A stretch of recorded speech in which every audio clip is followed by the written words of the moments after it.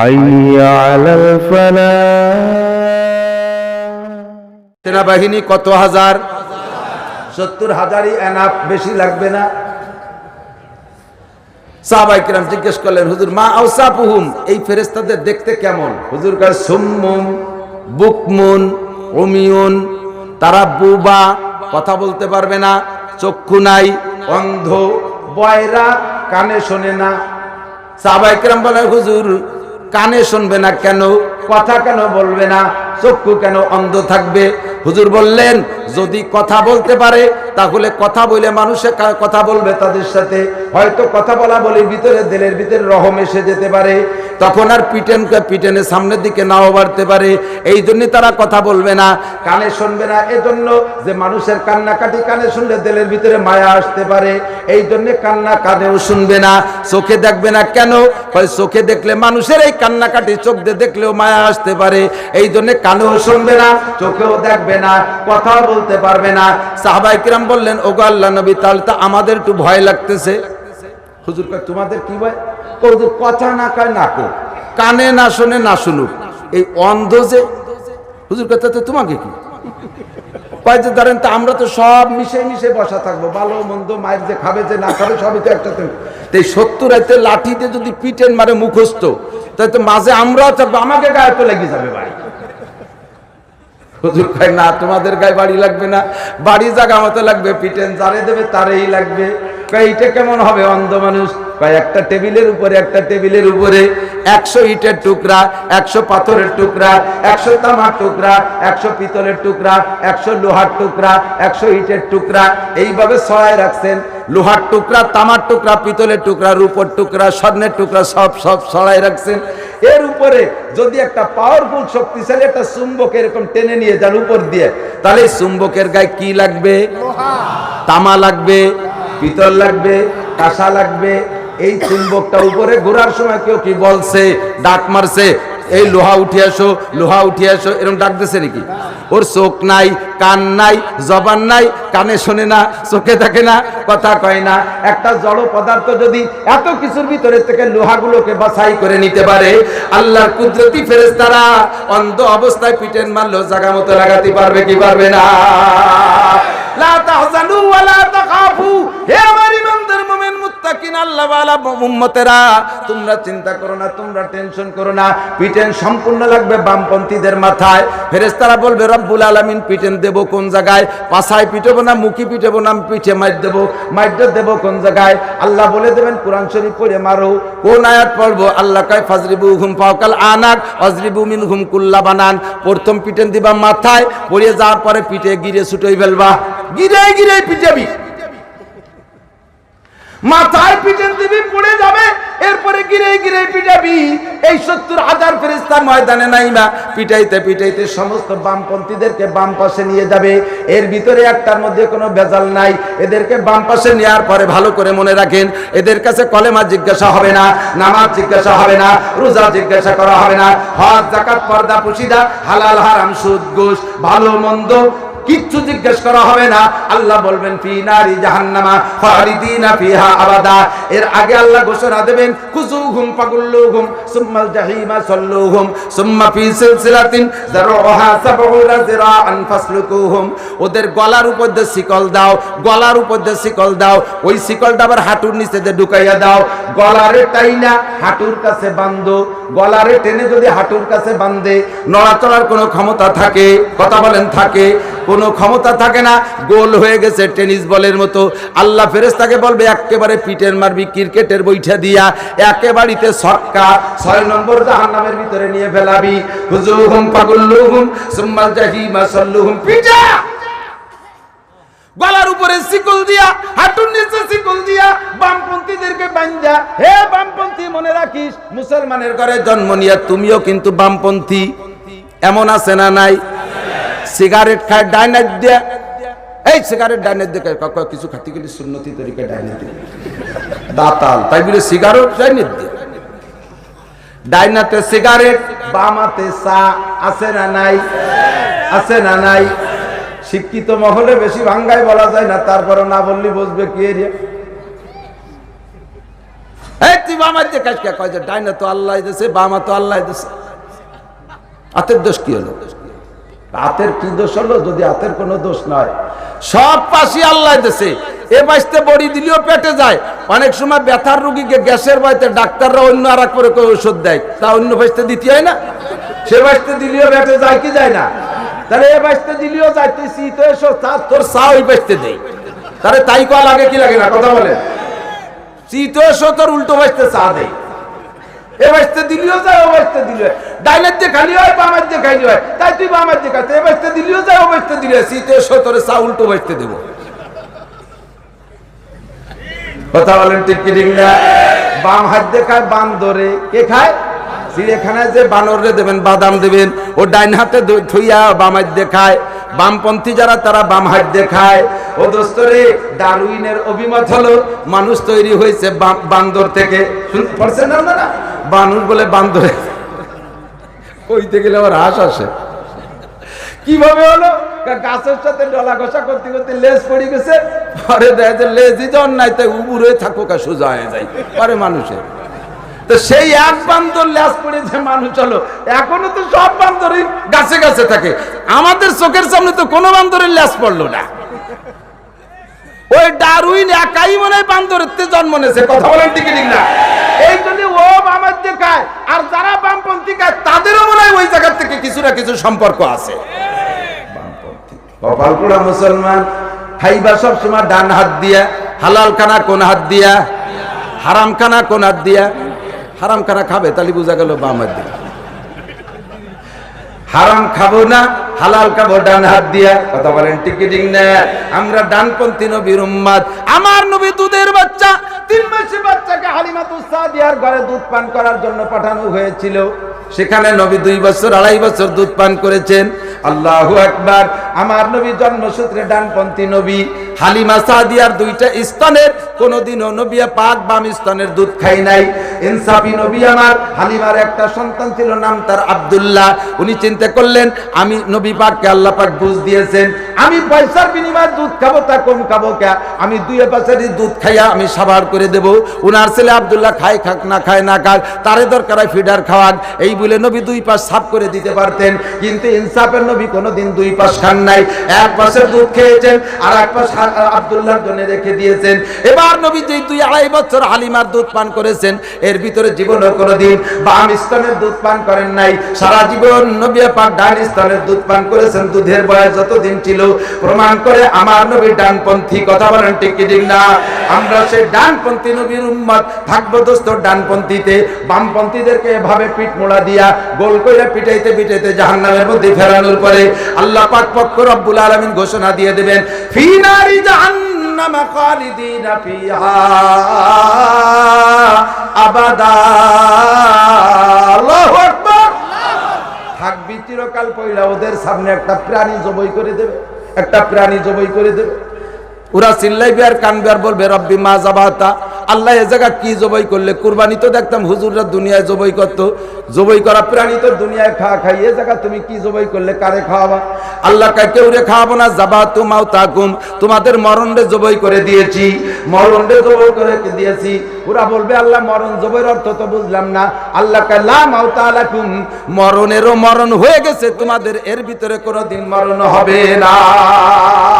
চিল্লাইবে আর কানবে, ওয়াকুলু কাফিরু ইয়া লাইতানি কুনতু তুরাবা, চিৎকার মেরে কানবে আর বলবে রব্বুল আলামিন যদি আজকে মরণের পরে মাটিও হয়ে যাইতাম, এ জায়গা যদি আমাদের পুনরুত্থান নাও হইতো, এইটাই ছিল আমাদের ভাগ্যের বিষয়। কিন্তু একটা মানুষও পৃথিবীর কোন জায়গা মাটির নিচে লুকাইয়া পালাইয়া বাকি থাকবে নাকি? জোরে বলেন থাকতে পারবে? সব মানুষের উঠা লাগবে। এমন করে বামপন্থীদেরকে জাহান্নামে পাঠিয়ে দিয়ে মাঠের দিকে তাকাই, এবার দেখবেন আল্লাহ সম্পূর্ণ কলেমাপন্থী যারা পড়েছে লা ইলাহা ইল্লাল্লাহ মুহাম্মাদুর রাসূলুল্লাহ, লা ইলাহা ইল্লাল্লাহ ঈসা রূহুল্লাহ, লা ইলাহা ইল্লাল্লাহ মুসা কালিমুল্লাহ, লা ইলাহা ইল্লাল্লাহ ইব্রাহিম খলিলুল্লাহ, লা ইলাহা ইল্লাল্লাহ নূহ রাসূলুল্লাহ, লা ইলাহা ইল্লাল্লাহ আদম সফিউল্লাহ। এই লা ইলাহা ইল্লাল্লাহ পন্থী শুধু মাঠে থাকবে আর সবগুলো জাহান্নামে চলে যাবে।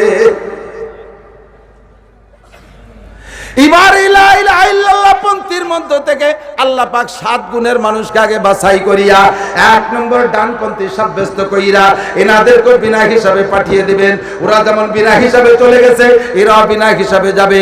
ওরা বিনা হিসাবে গেছে জাহান্নামে, এরা যাবে জান্নাতে। এদেরকে সর্বপ্রথম এখান থেকে উঠাইয়া নিয়া আল্লাহ পাক একটা ওয়েটিং রুমে বসাবে। এদিক থেকে শহরের মানুষ আপনাদের বুঝতে সহজ।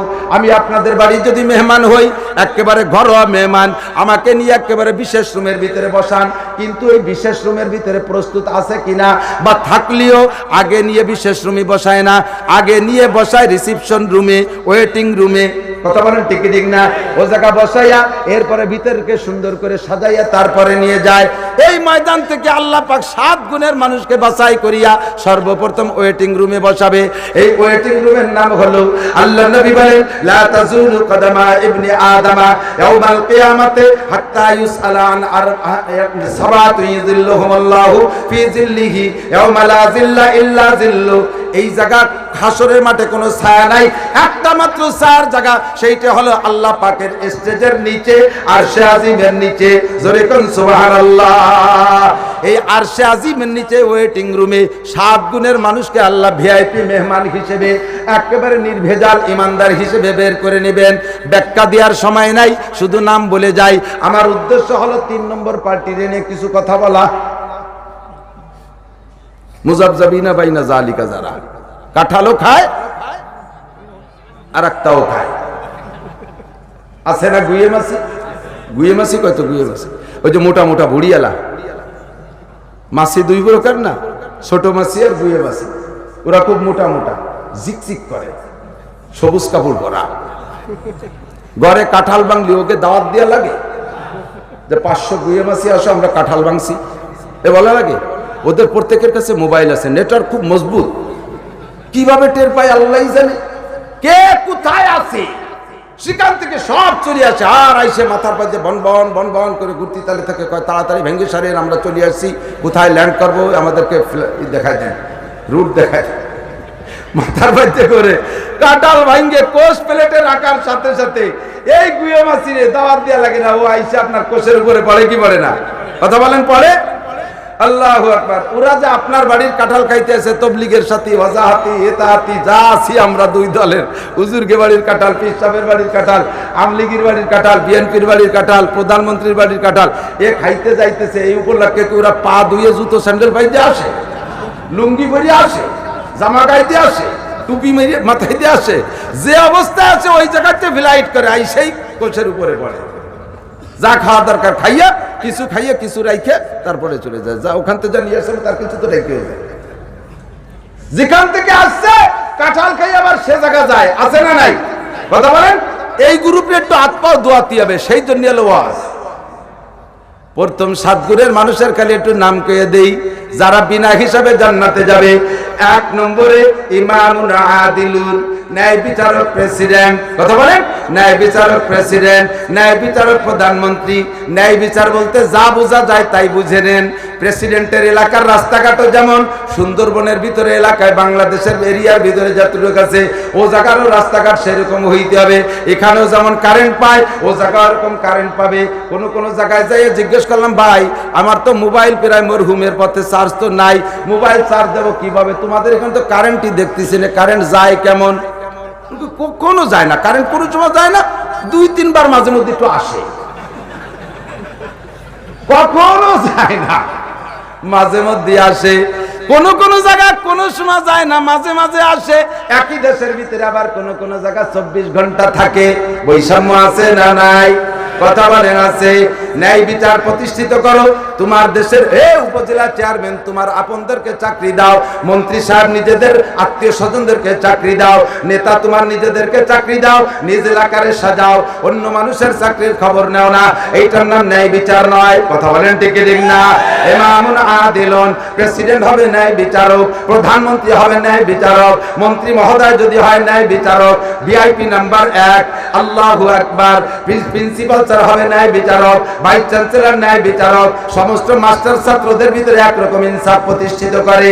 অধস্থ কাউন্সিলর একই ন্যায় বিচারক, মেয়র সাহেব হতে হবে ন্যায় বিচারক, হাই স্কুল প্রাইমারি হেডমাস্টার ন্যায় বিচারক, মাদ্রাসার মুহতামিম সাহেব প্রিন্সিপাল সাহেব হইতে হবে ন্যায় বিচারক।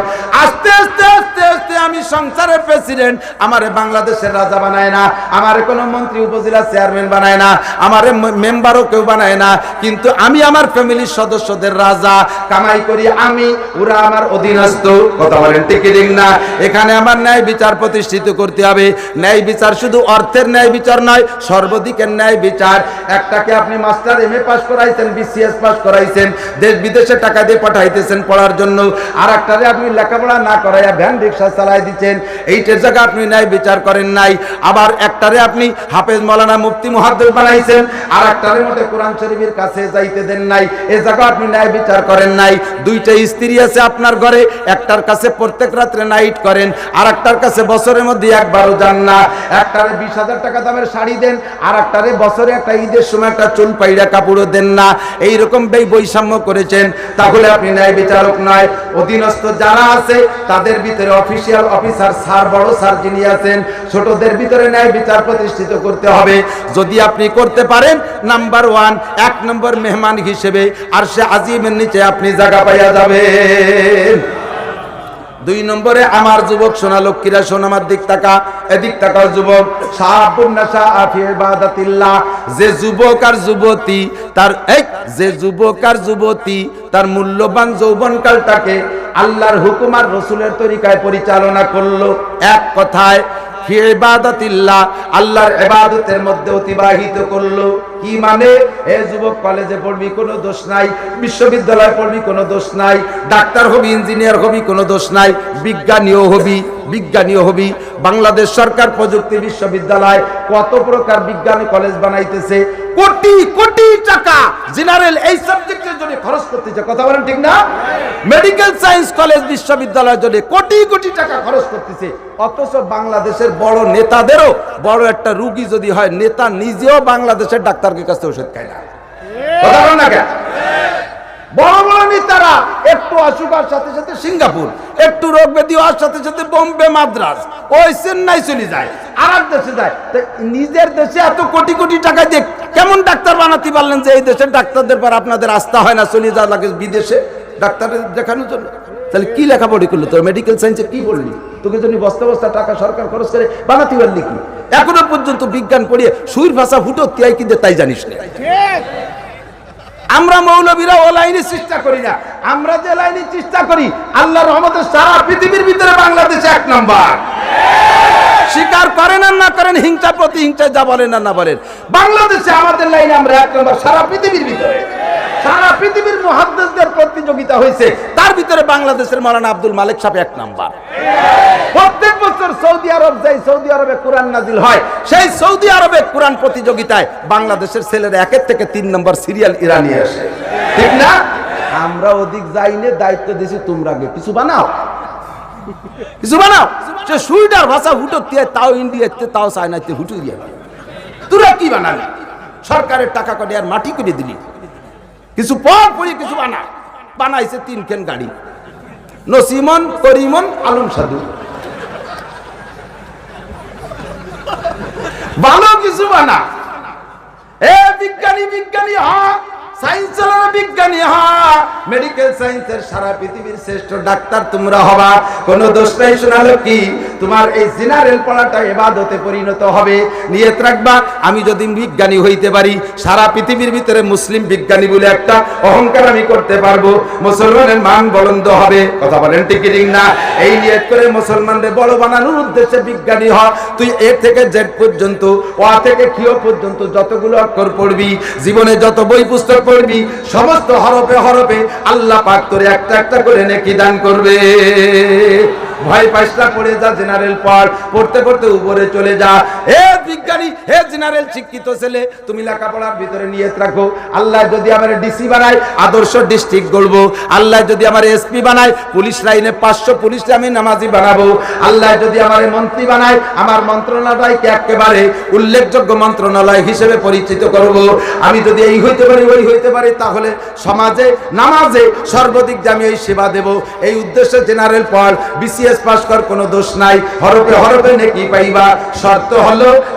শর্ত হলো কলেজে পড়তে গেলে নামাজ পড়া কি নিষেধ নাকি? কথা কন।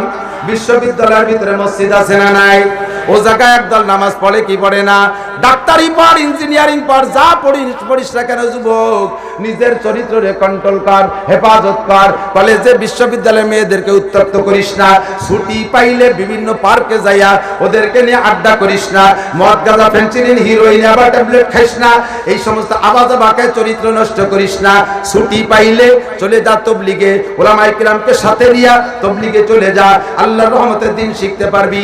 আলেম ওলামাদের সাথে থাকলে কোরআন শরীফ পড়া শিখতে পারবি। ওয়াল্লাহি বলছি, কসম খেয়ে বলছি, মিথ্যে কথা যদি হয়, আমি 13 সালে কিশোরগঞ্জ গিয়েছিলাম তবলিগ জামাত নিয়ে। আমার জামাতে 20 জন লোক ছিল, আমি সহ। আমির ছিলেন একজন police officer, retired police officer.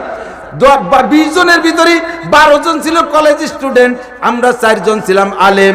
এই 20 জন রে 38 দিনের ভিতরে অক্ষর দিয়ে কোরআন শরীফ পড়া শিখাইয়া মাত্র 1 সপ্তাহের মধ্যে কোরআন শরীফ পড়া শিখে গেছে। এরপরে তারা এত সুন্দর পড়া শিখে গেছে, কলেজ স্টুডেন্ট বেরেন ভালো, মাত্র 38 দিনে তাদেরকে 8 পারা কোরআন শরীফ পড়াইয়া বাড়ি আনছি।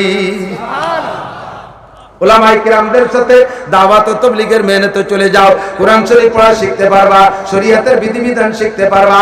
হে যুবক, আমার মতো হাজারো নাসির রাত বরস করে দেশের মেয়েদেরকে কন্ট্রোল করতে পারবো না, এই মেয়েদেরকে কন্ট্রোল সরকারও পারবে না। এমন ভাবে পশ্চিমে বাতাস, এমন ভাবে সারা দেশের ঝড় ছুটছে, বেপরদার ঝড়। 300 কিলোমিটার বেগে ঝড় ছাড়ছে, কথা বলেন, 300 কিলোমিটার বেগে ঝড় ছাড়ছে। এবার এই ঘরে ঠেকানোর জন্য আমার 1 রাতের ওয়াজ, এটা সামান্য কি? আমার 1 রাতের ওয়াজ হলো 300 কিলোমিটার ঝড়ের সামনে পাটখড়ি দিয়ে ঘরে পেলা বাঁধানো। পেলা বুঝুন তো, ঘর ঠেকানোর জন্য বাধা হলে কি কয়? পেলাই তো কয়। 300 কিলোমিটার বেগে ঝড় ছাড়ছে, ঘর পড়ে পড়ে ভাব, এই মুহূর্তে যদি পাটখড়ি দিয়ে পেলা বাঁধায়, ওই ঘর টেকবে? পেলা বাঁধানোওয়ালা তলে পড়ে মরবে, ঠিক কি ঠিক না?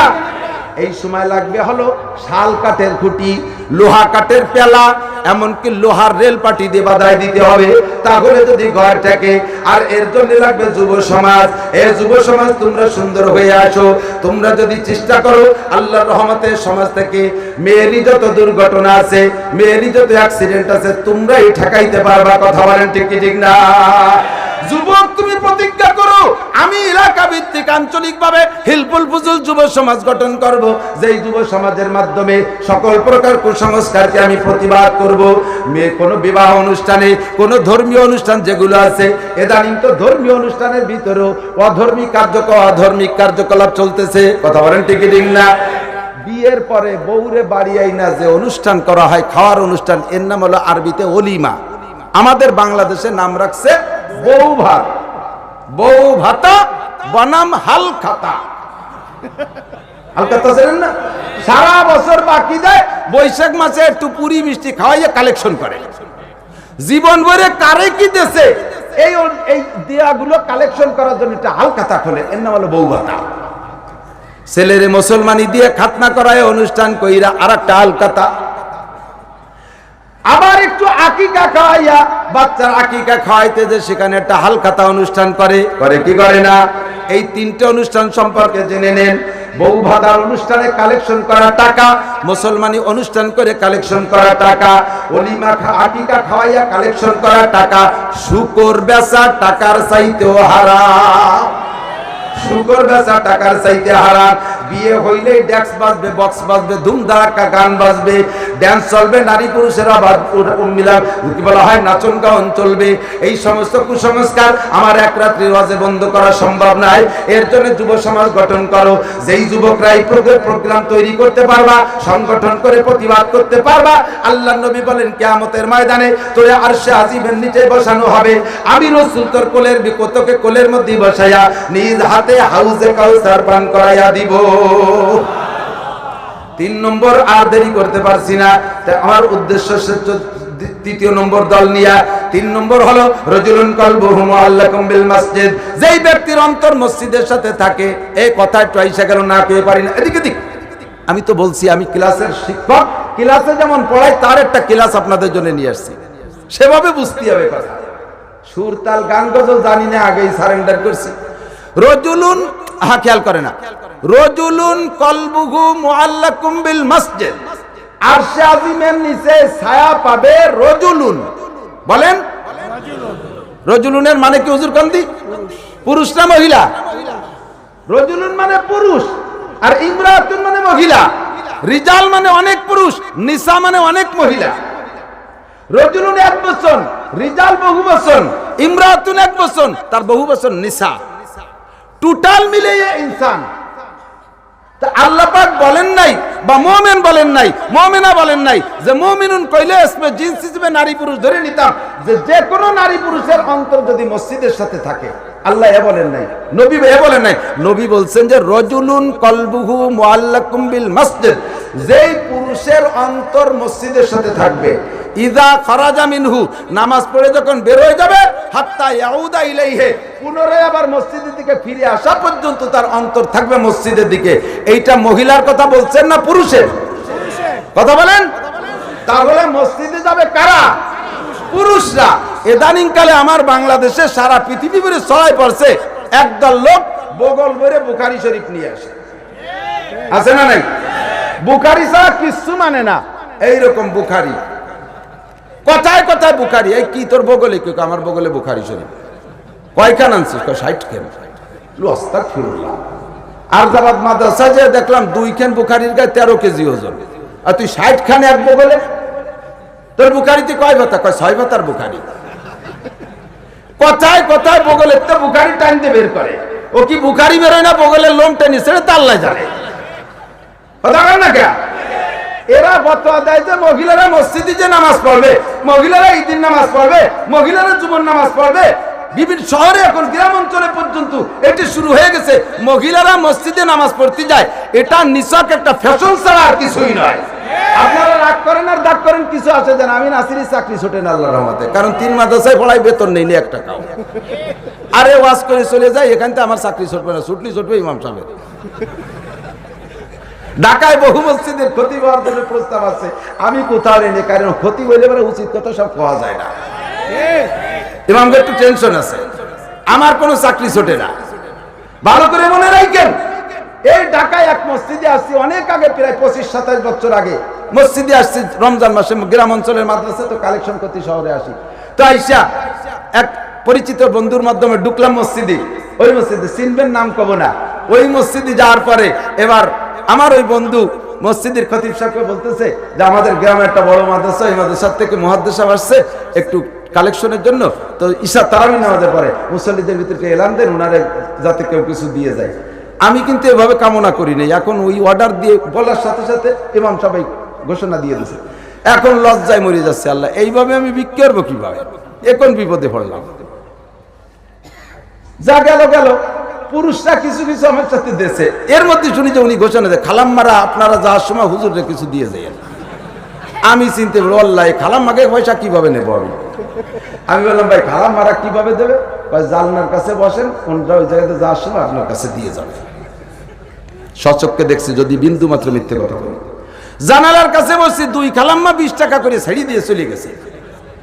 এরপরে 3 নম্বর খালাম্মা আইছে, টাকা দিচ্ছে, কয় যে হুজুর হাতখান বাড়ান। আমি কি কেন? কয় যে আমি একটু মুসাফা করে দেবো হুজুর। সর্বনাশ, তোমার 20 টাকায় আমার জাহান্নাম হাজির করবে। ও খালাম্মা তোমার ভাই ধরি, আমি তা নেব না। ওরে আল্লাহ, কোন গজবের মধ্যে বললাম? আমি ওই 2 টাকা নিয়ে ও 20 টাকা চাই দিয়ে আজও দোল কাজও দোল। আল্লাহ তোমার ভাই ধরি, তুমি আমার এই ঘরে তার খাওয়াই এই খালাম্মার সাথে মুসাফারি আমার টাকা নিতে হবে। নামাজ পড়ে বেরোয় দিই যে সব খালাম্মারা বোরকা টোরকা যা পরিয়ে আসলে ভ্যানিটি ব্যাগের মধ্যে ভরিয়া আগের মতোই ওই জায়গা থেকে মার্কেটে চলে গেছে। সম্পূর্ণ ফ্যাশন, সারা বছর ধরে গল্প মারবে আমরা তারাবির নামাজ জামাতে পড়েছি, তুমি ঘোড়ার ডিম কামাই করেছো, ফাজলামি ছাড়া আর কিছুই নাই। আহমদ শফি সাহেবের বউ জামাতে নামাজ পড়ে না, মসজিদে যে পড়ে না, আর জামাতের মোহতাম সাহেবের বউ পড়ে না, এই হুজুরির বউ পড়ে না, হাটাজারি পটিয়া বাবুনগর জিরি নাজিরাট লালবাগ ফরিদাবাদ মানিবাগ যাত্রাবাড়ি গহরডাঙ্গা দারুল উলুম কাসেমুল উলুম খাদেমুল উলুম শামসুল উলুম যত উলুম আছে কোন উলুমের কোন মুহাদ্দিস মুফতি সাহেবের মোহতাম সাহেবের বউ জামাতে নামাজ পড়ে না, মসজিদে যে পড়ে না। মসজিদে যে নামাজের মধ্যে যদি এত ফজিলত থাকতো তাহলে আগে যত হুজুরকে বউরা কথা বল না কেন? ঠিক না? সম্পূর্ণ একটা ফ্যাশন সৃষ্টি করে নিচ্ছে। মসজিদ বানাইলেই দোতলার ভিতরে একটা কামরা বানাই দিছে খালাম মাগে জন্য। খালাম মারা ও জায়গা যাইয়ে বোরকার প্রসাদনী প্রতিযোগিতা করে, নামাজ গুলা ডিম পড়ে। রাগ করেন না, কয়ে থুয়ে চলে গেলাম। কিয়ামতের ময়দানে আমার আটকাতে পারবেন না যে উনিও হক কথা কই নেই। গোপালগঞ্জের মানুষ হয়ে চালিয়ে গেছে। আল্লাহু আকবার। নবী বলেন রাজুলুন কলবুহু মুআল্লাকুম বিল মসজিদ, যেই ব্যক্তির অন্তর মসজিদের সাথে থাকবে। আর একটা এই জায়গা হাদিস না কয়ে পারতেছি না, মা বোনরা রাগ করতেছে। আমরা একটু মসজিদে যে নামাজ পড়তাম, তা এই হুজুরের কোনোদিন আল্লিভারা অজেব কালেকশন দেব না, মহিলারা ব্রেক দেবে। আপনারা জেনে নেন, মসজিদে আসবেন তো সোয়াব বেশি হওয়ার উদ্দেশ্যে, তাই তো? কথা বল না কেন? মসজিদে আসবে মহিলারা সোয়াব বেশি হওয়ার উদ্দেশ্যে। আল্লাহ নবীর কাছে কুবা এলাকার থেকে এক মহিলা গেছে কুবা, যারা হাজী সাহেবরা হজে গিয়েছেন, মদিনার মসজিদে নববী থেকে প্রায় 3 কিলোমিটার দূরে কুবা মসজিদ। ওই কুবা এলাকায় মসজিদ সর্বপ্রথম কুবা মসজিদ, মসজিদে নববীর আগেই কুবা মসজিদ। কুবা এলাকার মহিলা নবী পাকের যায় পিছনে মসজিদে নববীতে নামাজ পড়া, এরপরে হুজুরের কাছে বলতেছেন, ওগো আল্লাহর নবী, আপনার পিছনে নামাজ পড়তে আমার খুব তৃপ্তি হয়। আপনি বলেছেন অন্য মসজিদে নামাজ পড়ার চাইতে আমার মসজিদে আমার পিছনে নামাজ পড়লে 1000 গুণ বেশি সওয়াব। অন্য হাদিসে আছে 10,000 গুণ, অন্য হাদিসে আছে 50,000 গুণ বেশি সওয়াব হয়। হুজুর, আমার মনে চায় আমি 5 ওয়াক্তই কুবা থেকে আইসা আপনার পিছনে নামাজ পড়ি। হুজুর বললেন, আল্লাহ পাক তোমার শৌক যৌক, তোমার চাহিদা, তোমার আগ্রহ বাড়ায় দিক। এই বলে মহিলাকে হুজুর শাবাশ দিলেন। এ কথার পর দ্বারা কি বোঝা যায়? মহিলাকে হুজুর কুবা থেকে মসজিদে নববীতে আসার অনুমতি দিয়েছেন, এইটাই বোঝা যায়। কতক্ষণ ঠিক না? এরপরে হুজুর বলতেছেন, আপনি কুবা থেকে আমার পিছনে নামাজ পড়বেন কেন? হুজুর সওয়াব বেশি হওয়ার আশায়। হুজুর বললেন, ও মহিলা, কুবা থেকে আমার মসজিদে এসে নামাজ পড়ার চাইতে তোমার মহল্লার মসজিদে নামাজ পড়লে ওই এলাকার ইমামের পিছনে সওয়াব আরো বেশি। তাহলে এবার কি করলেন? মসজিদে নববী থেকে বের করে মহিলার কুবা মসজিদে ঢুকাইছেন। কতক্ষণ? এখনো মহিলা মসজিদে আছে কিন্তু।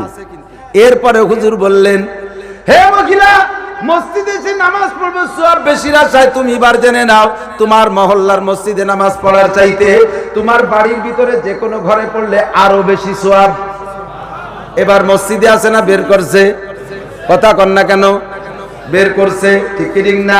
এবার বললেন, যে কোনো ঘরে পড়ার চাইতে তোমার বসত ঘরে পড়লে আরো বেশি সওয়াব। আরো ক্লোজ করে ফেলাইছে, ঠিক ঠিক না? এরপরে বললেন, তোমার বসত ঘরের যে কোনো জায়গা পড়ার চাইতে নামাজের জন্য নির্দিষ্ট একটা গোপন কক্ষ বানাইয়া ওর ভিতরে পড়লে আরো বেশি সওয়াব। কন্যা সুবহানাল্লাহ। বন্ধুরে, মসজিদে নববীতে ইমাম হলেন আমার নবী।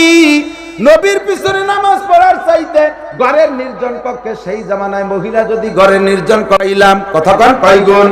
5 গুণ বেশি সওয়াব। ফিতনার জামানা না, স্বর্ণ যুগের স্বর্ণ মানুষ, তারা যদি মসজিদে নববী বাদ দিয়া নিজের ঘরের গোপন রুমে পড়লে 5 গুণ বেশি সওয়াব হয়। এই ফিতনার জামানায়, যে জামানায় বাংলাদেশে খবর পাওয়া যায় মসজিদের ছাদের উপরে জিনা হইতেছে, মেহরাবের ভিতরে মেম্বারের আলে পর্যন্ত জিনা হয়, ঈদগার ভিতরে বসে মদ গাঁজা খাই হয়, ইত্যাদি ইত্যাদি চলতেছে। এই ফিতনার জামানায় মসজিদে যে নামাজ পড়ার চাইতে মহিলা ঘরের ভিতরে নামাজ পড়লে আমার মনে হয় 5 গুণ না 5000 গুণ বেশি সওয়াব হবে। কথা বলেন ঠিক কি ঠিক না? মেয়েদেরকে বেপর্দা করার একটা সুরত। ইদানিং আরো কত রং বেরঙ্গের বয়ান চলতেছে। মহিলাদের মুখমণ্ডল খোলা, মহিলাদের হাতের কবজি খোলা, মহিলাদের পায়ের টাকনু খোলা অবস্থায় হাট বাজার রাস্তাঘাট যে কোনো জায়গাতে চলাফেরা করতে পারে, স্কুল কলেজ ইউনিভার্সিটিতে যাইতে পারে। যে জামানায় আমরা এত কড়াকড়ি কইরাও মানুষদেরকে ঠেকাতে পারতেছি না, মহিলাদেরকে পর্দার ভিতরে বসাইতে পারতেছি না। বোরকা পরলেই তার শাটার খুলে দেয়, দেখছেন না? দোকানের মতো তিন কোণা আটকানো শাটার খুলে দেয় দোকানে, বোরকা পইরা শাটার খুলে দেয়। আর এই জামানায় যদি আমরা ফতোয়া এইভাবে দিয়ে দেই তাহলে মহিলারা বোরকা পরবেই না। যে জামানায় মহিলারা আল্লাহু আকবার প্যান্ট পরে, কাটা প্যান্ট। বিমানে উঠছি গতবার চট্টগ্রাম থেকে ঢাকা আসবো, তো বিমানে উঠতে উঠতে বিমানে সবাই চিনিয়ে ফেলাইছে। সেইভাবে আদর আল্লাহতে যত্ন আমার একটু বেশি চলতেছে। পাশে দুইজন উঠছে, এই মোটা মোটা যুবক যুবতী দুইজন, স্বামী স্ত্রী হতে পারে না কি তা আমি আর শুনি নেই। তার একজন ওই পুরুষটার রান আমার এই পেটেছে, মোটা টাইট প্যান্ট পরছে, এমন টাইট তো টাইটই। এরপরে এই জায়গায় কোপ, এই জায়গায় কোপ, একেবারে গোড়ায় আর এক কোপ, টাইটি ঠেলায় এই দায় দিয়ে কুপানো প্যান্ট, টাইটি যার আরো ভাগ হয়ে গেছে। এখন মানুষের ভালো জায়গা নজর না গেলেও খারাপ জায়গা নজর যায়, ঠিক না? হাজারো চেষ্টা করতেছে এদিক ওদিক তাকাবো, ঘুরি ঘুরি ওই জায়গা নজর যায়। ওর পাশে মহিলা বসা, তারও রানে 3 কোপ। আমি একটু তামাশা করে, বক্তা মানুষ তো রাষ্ট্র সব জায়গায় কাছে করে, আমি ওরে কইতেছি ভাই এই বিমানে তো কোনো গরিব মানুষ ওঠে না। আমি গরিব মানুষ, আমি তো হুজুর মানুষ, পয়সা নেই, আমি তো পরের বাতে বেগুন দেখাই, আমার তো টিকিট কাটা লাগিয়ে দিই, পার্টিরা টিকিট দিয়েছে তাইতে যাই। তুমি ধনী মানুষ এই সিরা প্যান্ট করে উঠছো কেন? এই সিরা প্যান্ট করে ও আইছে দেখো হুজুর এটা বর্তমান নিউ ফ্যাশন। আমি আল্লাহ তোমার পায়ে ধরি, এরপরে যদি ফ্যাশন আসে যে চেন খোলা একটা ফ্যাশন, তাহলে আর আমাকে বিমানে উঠা হলো না। কথা কর না কে? তুই ফ্যাশন দিছিস, তোর এই মহিলাটার এই যে কাটা প্যান্ট সিরা প্যান্ট করে উঠেছিস। এই জামানায় দোস্তরে হাজারো রাগারাগি কইরা কড়াকড়ি করার পরও ঠেকানো যাইতেছে না। কথা বলেন ঠিক কি ঠিক না? আর এই জায়গা যদি স্টেজে আমরা বক্তারা ফতোয়া দিয়ে দেই, মুখ খোলা, হাতের কবজি খোলা, টাকনু খোলা, এইটা কোনো শরীয়তে নিষেধ না, এইটা কোনো সমস্যা নাই, তাহলে মেয়েরা পরনের কাপড় পর্যন্ত খুলে ফেলাই দিতে দ্বিধা করবে না, ঠিক না? একজন সেদিন আমার কইতেছে, হুজুর বাংলাদেশের হুজুররাই বেশি কড়া, সৌদি আরবে এরকম কড়াকড়ি নাই, বাংলাদেশে খালি দলে দলে পীর, সৌদি আরবে কোনো পীর নাই। আমি কই পাগল, আপনি সৌদি আরব গেছেন? আমি 18 বছর থাকছি। আমি বলি তাহলে তো আপনার সুবিধা হয়েছে, আমি অতবার থাকি নাই, আমি 5-6 বার গেছি এমনি হজ উমরার জন্য। তাহলে তুমি সৌদি আরবে দেখছো সিগন্যাল, ট্রাফিক সিগন্যালে দেখছেন? যে হ্যাঁ দেখছি। বলেন তো ট্রাফিক সিগন্যালটা আরবিতে কি কয়? ইশারা। ইশারা কেমন? কয় যে লাল বাতি জ্বলিয়ে ওঠে, এই হলো ইশারা, একটা সংখ্যা ওঠে টাইমের, যে এত টাইম এখানে সিগন্যালে আটকা থাকবে, 95 সেকেন্ড কমতে থাকে, 94, 93, 98, 92 কমতে কমতে যখন 0 হয়ে যায়, সাথে সবুজ বাতি জ্বলে, এরপরে গাড়ি চলে। আমি বললাম যখনই লাল বাতি জ্বলে ওই সময় একটা দাগ আছে রোডে, ওই দাগটার কাছে মন্ত্রী এমনকি বাদশার গাড়িও যদি দেয় তাহলে এই দাগ টপকাইয়ে সামনে 1 ইঞ্চি আগায় না। কথা বলেন ঠিক না? ঠিক কি ঠিক না? আপনারা জানেন না, যারা গেছে তারা কই দেবে। তা আমি বললাম যে সৌদি আরবের যে ট্রাফিক সিগন্যালে, এক সিগন্যালে 500 করে পুলিশ দাঁড়ানো, যে একটা পুলিশও নেই, একটা পুলিশও নাই সৌদি আরবের ট্রাফিক সিগন্যালে, তাই মন্ত্রীর গাড়িও লাল বাতি জ্বলার পরে 1 ইঞ্চিও যায় না। আর বাংলাদেশের ট্রাফিক সিগন্যালে পুলিশরা আইহিয়ারা 22 দিয়ে বাড়ো ঠেয়াতে পারে না। কথা কোন ঠিক ঠিক না? তো যে দেশে ট্রাফিক সিগন্যালে পুলিশ লাগে না, ও দেশে পীরও লাগে না। কথা কোন ঠিক না? আর যে দেশে ট্রাফিক সিগন্যালে পুলিশকে মারিয়ে দিয়ে চলে যায় রাখে, সে দেশে এত পীর হইও ঠেয়াই কি? কথা কোন পীরের দরকার আছে না নাই? তবে পীর হইতে হবে, পেট মোটা পীর না। কথা কোন? পেট বড় হলে কি পীর বড় হয় নাকি? তাই তো হাতিও তো সবচেয়ে বড় পীর। বেশি খাতি বাড়লি যদি পীর অত বড়, তাহলে মহিষ তো সবচেয়ে বড় পীর, ঠিক কিনা? বাড়ি চেহারা হইলে যদি পীর হইতো তাহলে ময়ূর তো সবচেয়ে বড় পীর। ওর চেহারা বাড়ি ভাই, আল্লাহু আকবার, লেজের চেহারা তো ডক আছে। আল্লাহ হেফাজত করবে। আমি বাংলাদেশে কড়াকড়ি যদি না করা হয় তাহলে বাংলাদেশে চলবে। ১৫০০ বছর আগে বিশ্বনবী যে ভবিষ্যৎবাণী দিয়েছেন, আমার নবী বলেছেন, হে আমার সাহাবায়ে কেরাম, আমার উম্মত অনুকরণের বড় পাকা হবে, অনুকরণে বড় পাকা হবে। তবে অনুকরণ আমি নবীর না কইরা, তোমাদের অনুকরণ না কইরা, এরা অনুকরণ করবে ইহুদ নাসারার। এমন অনুকরণ করতে করতে এত নিচে নেমে যাবে। আমার নবী বলেছেন ১৫০০ বছর আগে যে আমার উম্মত মুসলমানের সন্তান, সে যদি দেখে কোন ইহুদির বাচ্চা, কোন খ্রিস্টানের বাচ্চা, কোন মুসলমানের সন্তান রাজপথে দাঁড়িয়ে, বিশ্ব রোডে দাঁড়িয়ে দাঁড়িয়ে দাঁড়িয়ে তার মাকে দর্শন করতেছে, মায়ের সাথে জিনা করতেছে, এইটা দেখে মুসলমানের বাচ্চা মনে করবে এর ভিতরে একটা ক্রেডিট আছে, এর ভিতরে একটা মর্যাদা আছে, এতে একটা আনন্দ আছে। তখন দেখবা মুসলমানের সন্তান তার মাকে নিয়ে রাজপথে চলে যাবে এই অন্যায় করার জন্য। অনুকরণ করতে করতে এত নিচে নেমে যাবে। দোস্তরে এই মুহূর্তে আমার বাংলাদেশে এই কড়াকড়ি না করা পর্যন্ত না করলে আল্লাহু আকবার, মেয়েদেরকে কন্ট্রোল করা যাচ্ছে না। কথা বলেন ঠিক ঠিক না? এজন্য মেয়েদেরকে পর্দা, মাথার চুলের আগা থেকে পায়ের তলা পর্যন্ত সম্পূর্ণ বডিটা 14 জন পুরুষ ব্যতিরেকে। আর একটু কথা এসে গেল, কব 14 জন পুরুষের সামনে পর্দা করা লাগে না। কয়জন? যেই 14 শ্রেণীর পুরুষের সাথে বিয়ে হারাম, বাপের সাথে বিয়ে হারাম, দাদার সাথে বিয়ে হারাম, নানার সাথে বিয়ে হারাম, চাচার সাথে বিয়ে হারাম, মামুর সাথে বিয়ে হারাম, ছেলের সাথে বিয়ে হারাম, ছেলের ছেলের সাথে বিয়ে হারাম, মেয়ের ছেলের সাথে বিয়ে হারাম, ভাইয়ের সাথে বিয়ে হারাম, ভাইয়ের ছেলের সাথে বিয়ে হারাম, বোনের ছেলের সাথে বিয়ে হারাম। আল্লাহু আকবার। এরপরে দুধ ভাইয়ের সাথে বিয়ে হারাম, দুধ বাপের সাথে বিয়ে হারাম, শ্বশুরের সাথে বিয়ে হারাম, এমন করে 14 জনের সাথে বিয়ে হারাম। এই 14 জনের সাথে পর্দা লাগে না। এই পর্দা লাগে না কি মানে?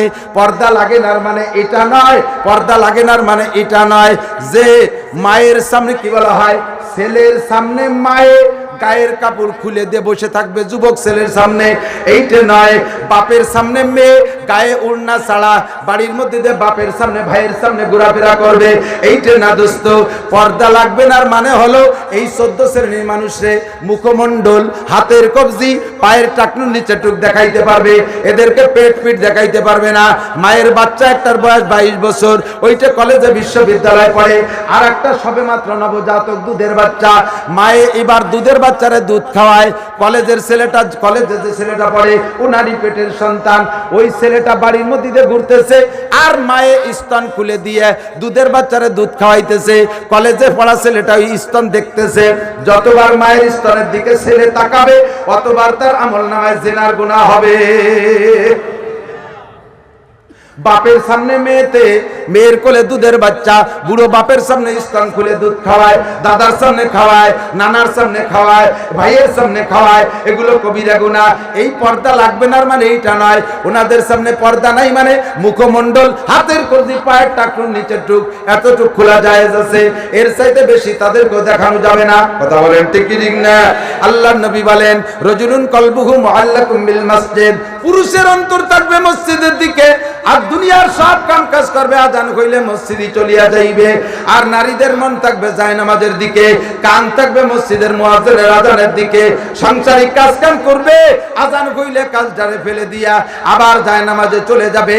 আল্লাহর নবী বলেন, এই নারী পুরুষকে কিয়ামতে 3 নম্বর ভিআইপি মেহমান বিনা হিসাবে জান্নাতে পাঠানো হবে। 4 নম্বর, রজুলানে তাহাব্বা ফিল্লাহ, 2 ব্যক্তির ভিতরে ভালোবাসা আল্লাহর ওয়াস্তে। দিক তাকান, আমি মাওলানা নাসিররে আপনারা ভালোবাসেন, আমার সাথে আপনাদের কোনো আত্মীয়তার সম্পর্ক আছে নাকি? 99% নাই। হয়তো আমাদের গোপালগঞ্জে 2-1 জন থাকলে এখানে ওখানে জোড়াতালি দিয়ে একটু মিশানো যাইতে পারে। তাই ছাড়া আমার দাদা এলাকায় বিয়ে করে নাই, আমার বাপও করে নাই, আমিও করি নাই, ছেলে মেয়ে বিয়ে দেয়নি। আমার ঢাকায় চাইলে না, পয়সার কোনো ব্যবসা বাণিজ্য নাই যে আপনাদের সাথে সম্পর্ক। আপনারা এত মানুষ আসছেন, আমি আলেম মানুষ সেই হিসেবে ভালোবেসে, কথা বলেন ঠিক না? আপনাদের সবাই আমি ভালোবাসি, সবাইকে ভালোবাসি। এই ভালোবাসাও মাত্র দিনের খাতিরে, তাই তো? আমি আর আপনি কিয়ামতে আরশে আজিমের নিচে ছায়া পাবো। কোন সুবহানাল্লাহ। আল্লাহ কবুল করেন, আমিন।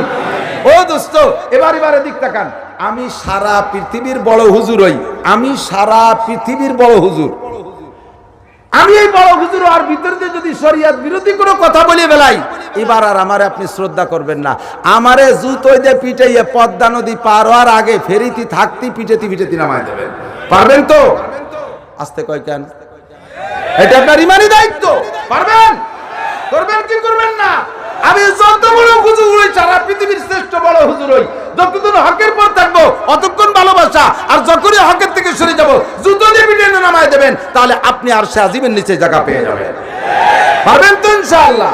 আল্লাহ কবুল করুন, আমিন। 5 নম্বর আল্লাহু আকবার, রজুলুন যাকারাল্লাহ খালিয়ান ফাফাজাত আইনা। সবাই ঘুমাই গেছে, রাতের বেলা উইঠা 2-4 রাকাত পড়ে আল্লাহর সাথে একটু মুনাজাত করবেন, যোগাযোগ। এই যুবকরা, প্রধানমন্ত্রীর কাছে চাকরি চাই। প্রধানমন্ত্রী তো আমার বাড়ির কাছে মানুষ, তোমাদের ঢাকাই থাকে। কতগুলো চাকরি ওনার কাছে আছে তোমাকে জানা আছে না? বাংলাদেশে যে কজন ডিসি লাগবে আছে না নাই? যে কজন এসপি লাগবে আছে? কথা কয় আছে না? কোন জেলা কি এসপি, কোন পুলিশ লাইন এসপি ছাড়া আছে নাকি? আরো এসপি বেশি হয়ে গেছে, রয়েছে গাদি, জায়গা হচ্ছে না দিতে। যে কজন ওসি লাগবে আছে না নাই? যে কজন এসআই লাগবে আছে না নাই? যে কজন অফিসার লাগবে সব জায়গা আছে। যতগুলো সেনাবাহিনী লাগবে আছে না নাই? যত পুলিশ লাগবে তাও আছে, যত আনসার লাগবে তাও আছে, যত বিডিআর লাগবে তাও আছে, যত বিয়ার ফোর্স লাগবে তাও আছে, যত বিমান বাহিনী কি বলা হয় নৌবাহিনী লাগবে তাও আছে, সব সেক্টরের লোক আছে। এবার আমরা বড় বড় শিক্ষিত হয়েছে, আমাকে চাকরি দেয় না কেন? এই কথাকে প্রধানমন্ত্রী অভিযোগ করলে এই উত্তর উনি কি দেবে তা আমি জানি না। ভ্যাকান্সি তো নাই, তা দেবে কোন জায়গা? কথা বলেন ঠিক ঠিক না?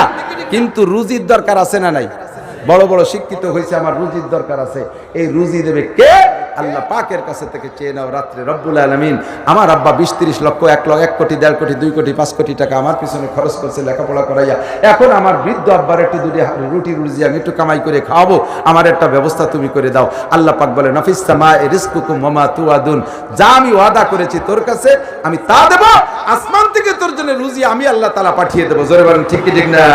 ঠিক কি ঠিক না? এ রুজি কে দেয়? চেয়ে নিবা কার কাছ থেকে? আল্লাহর কাছ থেকে। ঠিক, যদি আল্লাহর কাছ থেকে চেয়ে নিতে পারো তাহলে প্রধানমন্ত্রীকে দিয়ে আল্লাহ তাআলা ভ্যাকান্সি তৈরি করায় দিতে পারে।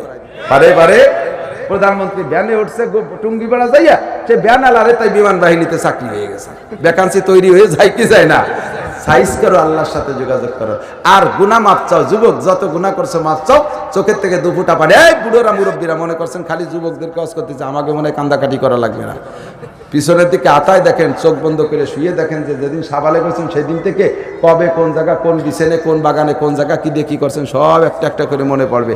এই সমস্ত আকামের থেকে রাতারাত তওবা করে সাফ হয়ে যান। কাল সকালে একটাও বাঁচবেন না, সব কয়টা মরে যাবেন ফজর হতে হতে। কেউ কইতে পারবেন যে আমি ফজর বন্ধু বাইসে থাকবো? একজন খালি কন যে আমি বাঁচবো, তাহলে তুমি মরবা সবাই রাখবে। কের বলার কায়দা আছে? বলার কায়দা আছে। আমি বাড়ি যেতে পারবো কিনা জানি না। কথা বলেন ঠিক? ও দোস্ত, এই জন্য হায়াতের গ্যারান্টি নাই, মরণের গ্যারান্টি 100। রাতারাত সাফ হয়ে যেতে হবে। ফাফাজাত আইনা, আর সে আজিমের নিচে জায়গা পাবা। 6 নম্বর হলো রজুলুন, এই যুবকের দিক থেকে 6 নম্বরটা সবচাইতে কঠিন। সেটা হলো রজুলুন দাতু ইমরাতুন জাতু হাসাবি ওয়া জামাল ফাকালা ইন্নী আখাফুল্লাহ। সরোয়ার্দী উদ্যান, বিশাল ফাঁকা ময়দান, ওর ভিতরে গেছে। ওই দিন ওই সরোয়ার্দীর ভিতরে কেউ নাই, কোনো মেয়ে ছেলে, পুরুষ নারী পুরুষ কেউ নাই, ফাঁকা এক জায়গা। সন্ধ্যার পরে পূর্ণিমার চাঁদ উঠছে, পুরো উদ্যানটা ফাঁকা রয়েছে। এর ভিতরে সুন্দরী এক যুবতী মহিলা তোমাকে আহ্বান করতেছে, যুবক, তুইও যুবক আমিও যুবতী। অত্যন্ত সুন্দরী রূপসী মহিলা ডাকতেছে, কালা থাই তালাক, তুমি চলে আসো, তোমার চাহিদা পূরণ করো, আমার চাহিদা পূরণ করো।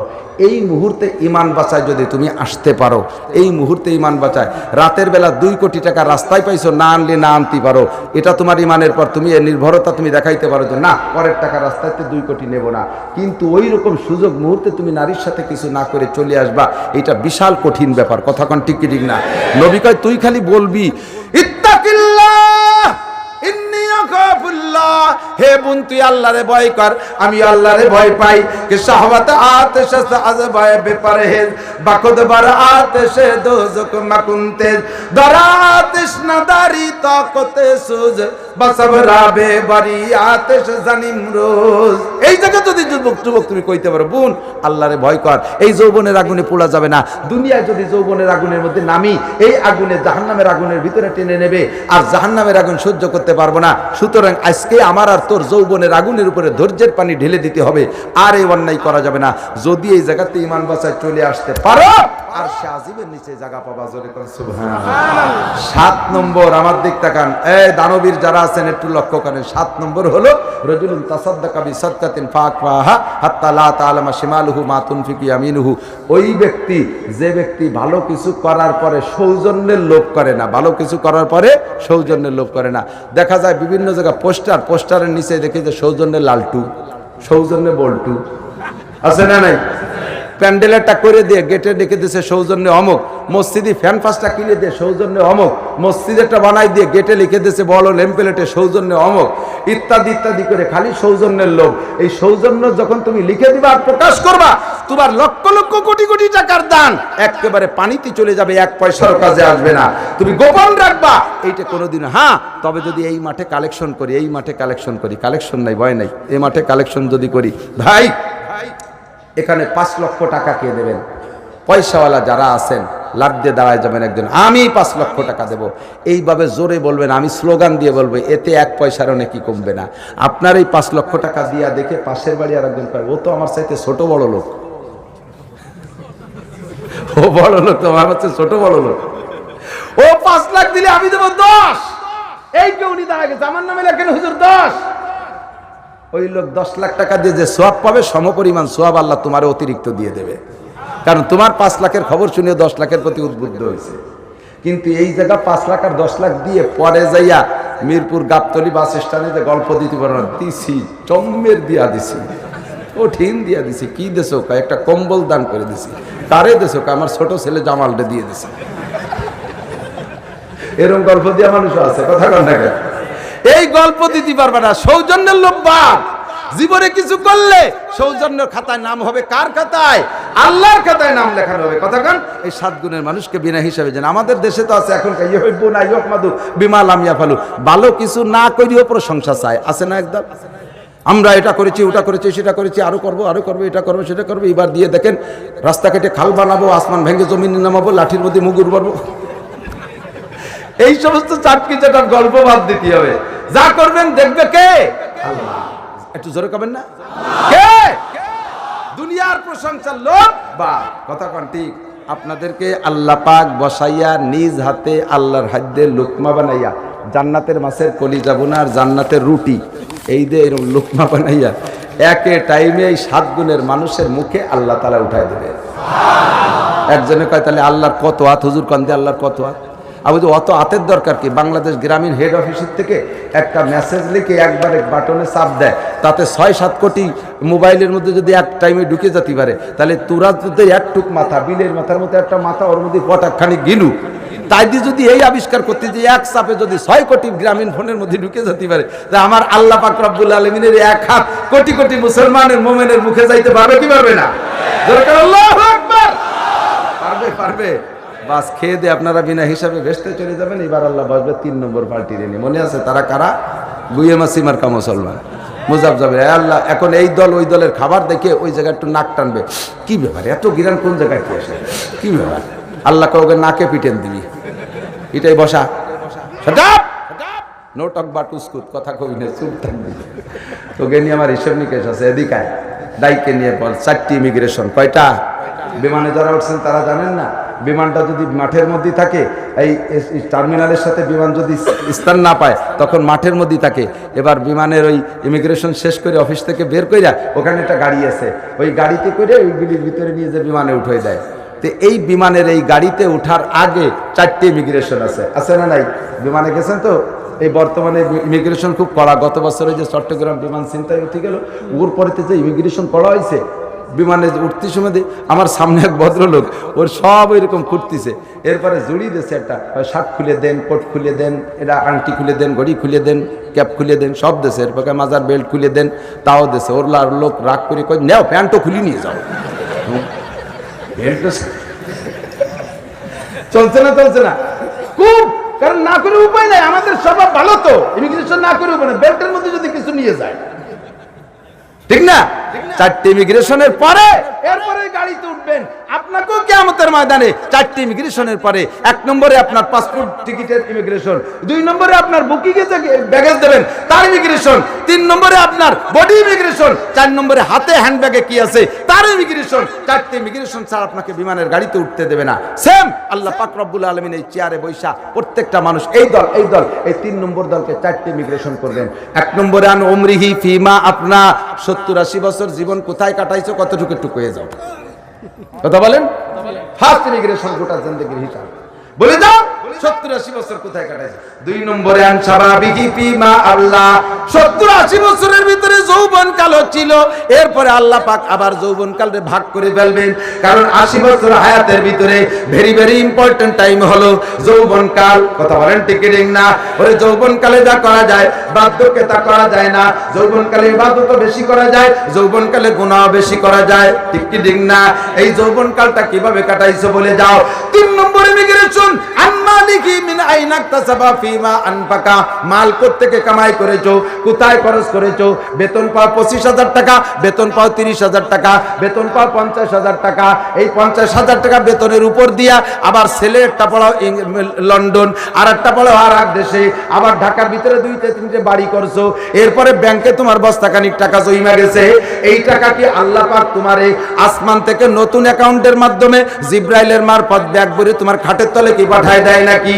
এই টাকা পাইলে কোন জায়গা থেকে একটু কইয়া যাও, আল্লাহ ঠিক কি ঠিক না?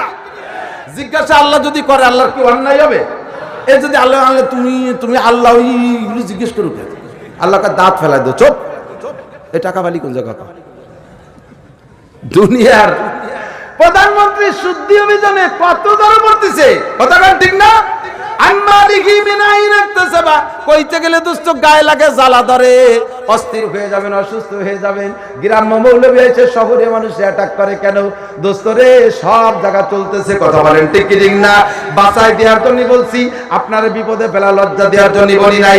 তোমরা আজ হিলে মুঝছেন তে কাম বারোজে কিয়ামত না রাখে কাম। টাকা চাইলে বাড়ির মসজিদ হবে, কয় লাখ টাকা দেবেন? 20 লক্ষ, 30 লক্ষ, 1 কোটি, 2 কোটি টাকা কোত্থেকে পাইলে চাকরি করিয়া? চাকরিতে তো তোমার এত বেতন না। ভালো করে মনে রাখেন, নবী বলেন লা সাদকাতা মিন গুলুনিন, ঘুষ খায়া, সুদ খায়া, চুরি কইরা, ডাকাতি কইরা, টোন মাইরা, মন মাইরা, এলট মাইরা, খাল মাইরা, বিজিএফ কাট মাইরা, রাস্তা মাইরা, কারেন্টের তার খাম্বা সব গিলে খেয়ে ফেলাই দিচ্ছে, কথা কোন ঠিক ঠিক না? বড় বড় ফ্যাসিলিটি বিল্ডিং গিলে খেয়ে ফেলাই দিচ্ছে, ব্রিজ কালভার্ট গিলে খেয়ে ফেলাই দিচ্ছে। এই টাকা কোত্থেকে কামাই করলা, কোথায় খরচ করলে কইয়া যাও? সারা দিন ভরে রিকশা চালায় রক্ত পানি করে টাকা কামাই করছো হালাল ভাবে, রাতের বেলা খরচ করতেছো বিভিন্ন অবৈধ ভাবে। ব্যারাকের থেকে 50,000 টাকা সুদ আই না, লোন আই না, ওই লোনের কিস্তি দিচ্ছ, তোমার রক্ত পানি করা টাকা কামাই করছো হালাল ভাবে, খরচ করতেছো হারাম ভাবে। উভয়টা তোমার অন্যায়, জবাব দিয়ে যাও। 3 নম্বর ইমিগ্রেশন। 4 নম্বর ইমিগ্রেশন, এতক্ষণ পর্যন্ত উলামায়ে কেরাম গলা ফাটাইয়া চিল্লাইয়া পাল্লাইয়া যা তোমাদেরকে পড়াইছে অস্বীকার কোনো চাচা করতে পারবে না। না আল্লাহ জানতাম না, এগুলো একটু জানলি তো একটু ভালো হয়ে আসতাম। আল্লাহ কর নাকে তুলে বাড়ি মারো, নাইকো কথা কর নাক বাং। তুই জানতে না মানে মৌলানা নাসির গোপালগঞ্জ যেতে চিল্লেপাল্লা করে গেল। এরপরে একবেলা হয় আজাদ হিসাব, কত সুন্দর কথা কয়। এদের কাছে শোনো নাই, তুমি এত লেখাপড়া জানো, তাই এতে 2 লাইন পড়তে বাংলাদেশতে জোরাছো পড়তে, আহকামে জিন্দেগিতে পড়তে, একটু এত পণ্ডিতগিরি দেখাইছো দুনিয়া পড়ি, এতে 2 লাইন পড়ো নাই কে? আল্লাহ তো আর একবার একটু হঠাৎ আমি পড়ি আসলাম। আমি কই না, সবাই কোরআন শরীফ আছে। রব্বানা আবসারনা ফারজিনা নামাল সালিহান ইন্না মুকিনুন। রব্বানা আখরিজনা মিনহা ফাইন উদনা ফাইন্না জালিমুন। আল্লাহ আর একটা বার পাঠিয়ে দাও, যদি এই অন্যায় আবার করি সেই দিন তুমি যা করো আমি সেদিন আর কোনো অভিযোগ করব না। আল্লাহ কা ইকসাউ ফিহা ওয়ালা তুকাল্লিমুন। শাট আপ, কোনো কথা কবি না, চুপ থাকবি, একেবারে জীবন ভরে চুপ থাকবি, তোরে আর কথাই কইতে দেব না। বহুত অস করছে সেদিন, হাইছে হাইছে উড়াই দিছো। হাত্তা খাস্তুমুহুম সিকরিয়ান হাত্তা আনসাকুম যিকরি। আমার উলামায়ে কেরাম যখন কয় তখন ঠাট্টা করছো, অকুনতুম মিনহুম তাদহাকুন, আর দাঁত ভরে খালি হাসছো। বলুবিরা কয় কি, বলুবিরা কয় কি, কি কয়? এই জামানায় ওই চলে নাকি? আল্লাহ কয় চলে না, না চলে এখন বোঝ। চলে চলে দরকার আছে। এই 70-80 বছরের হায়াতের হিসাব এইভাবে 4টি ইমিগ্রেশনের ভিতরে প্রথম যেটা বলছি ওই জায়গায় আমি কিছু আর 10 মিনিট আছে, 10 মিনিট করলে তো না এদিক এইটা হলো এদিক টাকান গ্রাম্য বাংলায় আপনারা গ্রামের মানুষ আছেন না? আরে শহরেও তো খবর রাখতে হয় কিছু, সব বড় বড় 10 তলায় উঠে গেলে নিচের খবর ভুলি যেতে হয় নাকি? গাবি দোয়ায় দুধ বের করে না, গাবি দোয়ানোর আগে লক্ষ্য, গাবি দোয়ানোর আগে বাছুর দে স্তন্ডে পানাইতে হয় না, পানাইতে হয়, পানানো ছাড়া যদি বান ধরে টানে দুধ বেরোবে। এবার পানানো হয়ে গেছে সুন্দর করে, যদি এই সময় বালতি সরা নিয়ে যায় তাহলে দুধ বাড়ি যাবে। আমি যে ওয়াজ করবো সেই ওয়াজের জন্য এই 2 দিক দিয়ে এতক্ষণ পানাইছি, এখন হলো দোয়াবো। আর এই সময় যদি কেউ চলে যান তাহলে বলবেন যে আপনার বাড়ি দুধ যাবে না, অরিজিনাল সময় হলো এখন। এদিকে আসেন, 70-80 বছরের হায়াতের হিসাব দেওয়া লাগবে, জোর হলো না লাগবে? এই 70-80 বছরের হিসাব শুরু হবে কোন জায়গা থেকে এটা একটু জানতে হবে না? আল্লাহ কোন জায়গাতে শুরু করবেন? হজের থেকে শুরু করবেন না যাকাতের থেকে শুরু করবেন না রাষ্ট্র পরিচালনা থেকে? কোন জায়গা থেকে শুরু করবে সেই শুরুটা জানতে হবে। নবী পাক বলেন আউয়ালু মা ইউহাসাবু বিহিল আবদু ইয়াউমাল কিয়ামাতিস সালাহ। এই গোটা জিন্দেগির হিসাবের শুরু হবে নামাজ থেকে। জোরে বলেন কোথা থেকে? আরো জোরে, নামাজ থেকে। নামাজের কথা শুনলে এক শ্রেণীর মানুষ ও তো জানি কত, সব হুজুর ওই এক তাকায়। আরে মেয়ে আদিক আছেন আমার দিক তাকান। নামাজের মূল ফায়দা 2টা, জোর হলো না কয়টা? নামাজের 2টা ফায়দা। আল্লাহ বলেন একটা, নবী বলেন আরেকটা। আল্লাহ বলেন একটা, নবী বললেন দ্বিতীয়টা। আল্লাহ বললেন ইন্নাস সালাতা তানহা আনিল ফাহশাই ওয়াল মুনকার। নামাজে নামাজিকে, এদিক তাকায় না, নামাজে নামাজিকে সকল প্রকার অন্যায় থেকে ফিরায়। অন্যায় বলতে যা বুঝি, অন্যায় বলতে যা বুঝি, সব আকেল বালেক মানুষ সবাই অন্যায় বোঝেন। বোঝেন কি বোঝেন না? অন্যায় বোঝেন। যত প্রকারের অন্যায় আছে সমস্ত প্রকার অন্যায় থেকে ফিরাবে নামাজে। জোরে বলেন কিসে? কে বলেছেন? আল্লাহ সপ্তাহে একবার মিথ্যে কথা কয়, মাসে একবার কয়, বছরে একবার আল্লাহ মিথ্যে কথা কয়। কয় কয় জীবনে আল্লাহ মিথ্যে কথা কয়।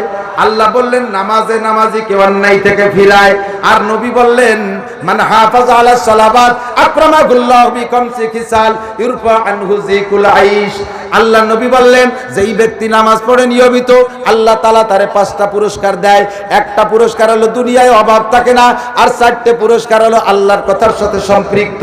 সেই 4টে হলো মরণের পরে পাবে। 1 নম্বরে কবর আযাব নাই, 2 নম্বরে ডান হাতে আমলনামা, 3 নম্বরে বিদ্যুৎ গতিতে পুলসিরাত পার, 4 নম্বরে বিনা হিসাবে জান্নাত। এই 4টে পাওয়ার জন্য আল্লাহর ওই কথাটার সাথে মিল আছে। বান্দা যদি সকল প্রকার অন্যায় থেকে ফেরে তাহলে আখিরাতে 4টে পুরস্কার পাবে। কথা বলেন ঠিক কি ঠিক না? এদিকে আসেন, আমার দিক তাকান। কোন দিক তাকায় আমি জানি না। আমি একটা খেজুর গাছ, মুখ একটা নালি, কোরআন হাদিসের রস পড়বে, আপনি কলস টাইট করে পাতা না থাকলে রস সব বাইরে পড়ে যাবে, এই রস ভিতরে যাবে না। আমার দিক এখন আল্লাহ বললেন যে নামাজে নামাজিকে অন্যায় থেকে ফিরায়। কে বলছেন? আর নবী বললেন যে নামাজে নামাজিকে রুজির বরকত বাড়ায়। কথা বলেন ঠিক কি ঠিক না? দুইজন কি মিথ্যে কথা কইছে? এখন আমার অভিযোগ যে আল্লাহ নামাজও পড়ি আবার অন্যায় তো করি। ভালো অফিসার নামাজ পড়ে, কপালে টিক্কি হয়ে গেছে, কিন্তু ঘুষ খায়। আছে না নাই? আছে আছে। নামাজ পড়ে সুদ খায়, নামাজ পড়ে মদ খায়, নামাজি মানুষ বেপরদা, নামাজি মানুষ জিনা করে, এরকম তো দেখতেছি। ঘটনা কি?